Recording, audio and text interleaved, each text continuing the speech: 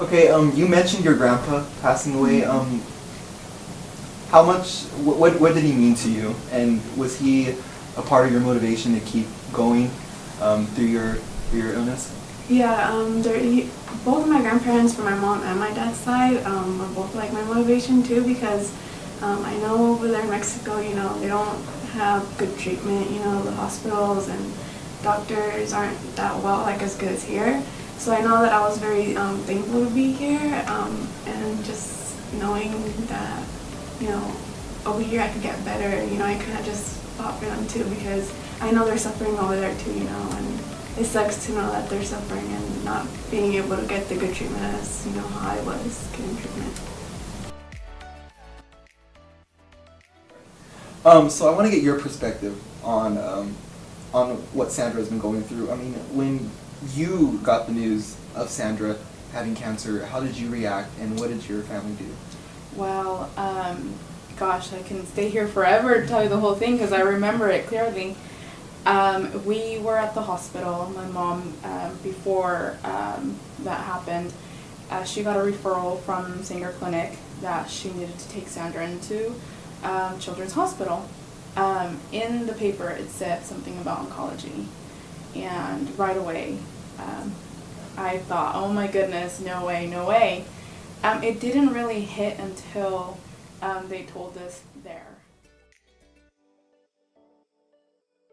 Okay, so I would like to know what kind of cancer you actually have. If you could explain this to just the common student, how it affects your daily life and what it does to your body. If you could just explain that to us, please. You had. Well, yeah, I had, it's hard going back to, Yeah. I feel like I still have it, but I had high-risk acute lymphoblastic leukemia, or short for ALL. The high-risk part, that only pertains to kids who are 10 years and up, but because it's common in little kids, like 10 years and down, so if it's 10 years and down, those kids usually just, the leukemia goes away with just chemotherapy for 2 years. That was going to be the plan for me, but since I wasn't getting into remission as fast as the doctors thought that I would be. The leukemia was so aggressive. Yeah, that's how bad it was. So they decided to go with the bone marrow transplant. But what leukemia is, it's cancer in the blood, right? Yeah, in the white blood cells, and it affects like the majority of your immune system. You have no immune system basically, and so that meant not going into big crowds. That's why I didn't continue going to school because you could get sick easily. It's a big school. There's kids everywhere that's sick, and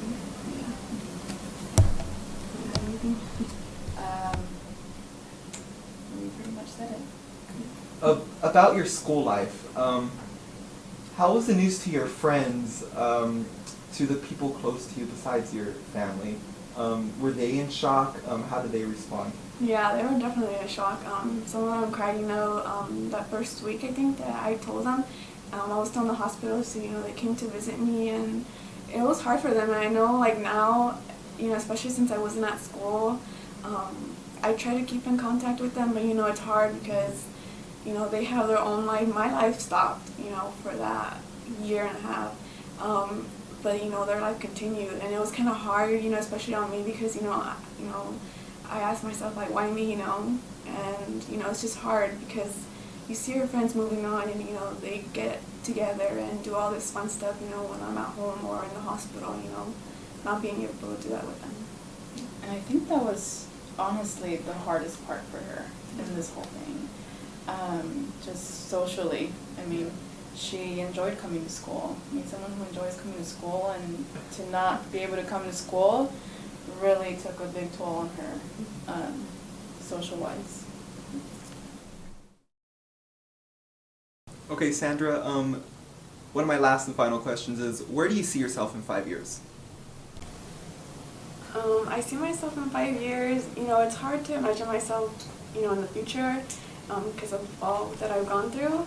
But I really would like to become a nurse, especially since I kind of in a way have some experience since, I've been in and out of the hospital for, so long. And like I feel like I know a lot about, nursing and all that than like your typical person, So yeah, I definitely like to be a nurse. Yeah. Where at? Oh well, at Children's, of course. Yeah. Oh, okay. Yeah. I have one more thing. Sorry, I just thought of it. Goodness. Has there been a motto or saying or something that has always kept you going, like that thing that goes in the back of your mind when you're down and you just want to give up? Like, do you have a motto or something that keeps you going?